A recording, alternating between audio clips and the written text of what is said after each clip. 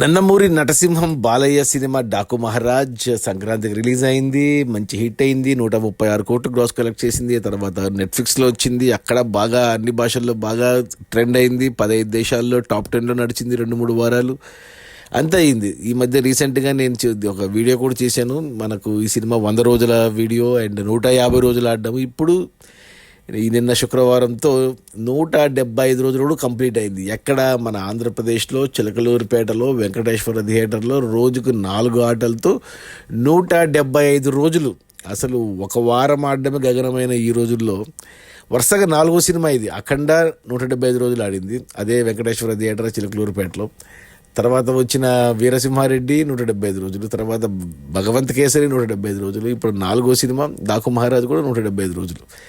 So ఇంకా ఆడుతుంది ఈ సినిమా థియేటర్లో, నెట్ఫ్లిక్స్లో ఉన్నా ఎక్కడ ఉన్నా కానీ ఆడుతూ జనాలు చూస్తున్నారు.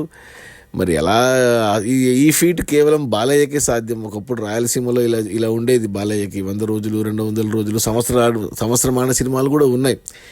కానీ ఈ రోజుల్లో వారం 2 వారాలకి ఎంత పెద్ద హిట్ సినిమా మహా అంటే 4 వారాలకే థియేటర్స్ తీసేస్తుంటే ఇలా 175 రోజులు ఆడడమే నాకు ఆశ్చర్యం ఉంది. మరి ఇది నిజంగా ఫ్యాన్స్ ఆడిస్తున్నారా, నిజంగా జనాలు చూస్తున్నారా, మరి ఆ థియేటర్ యాజమాన్యం అభిమానంతో ఆడిస్తుందా, నాకు ఇది ఏమీ అర్థం కావట్లేదు. బట్ ఇదైతే నిజమో. 175 రోజులు చిలకలూరుపేట వెంకటేశ్వర థియేటర్లో. అక్కడ ఉన్న వాళ్ళని స్థానికుల్ని మీరు అడిగి తెలుసుకోవచ్చు కావాలంటే.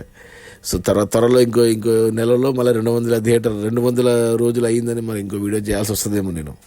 నెక్స్ట్ దసరాకి మన బాలయ్య అఖండ 2 వచ్చే వరకు ఈ సినిమాని ఆడిస్తారు అనుకుంటా ఆ థియేటర్లో. అఖండ 2 వచ్చాకే తీసేస్తారు ఈ సినిమా నాకు తెలిసి.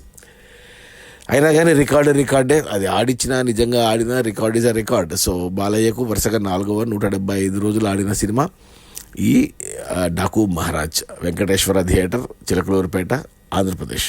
జై బాలయ్య. Okay, bye.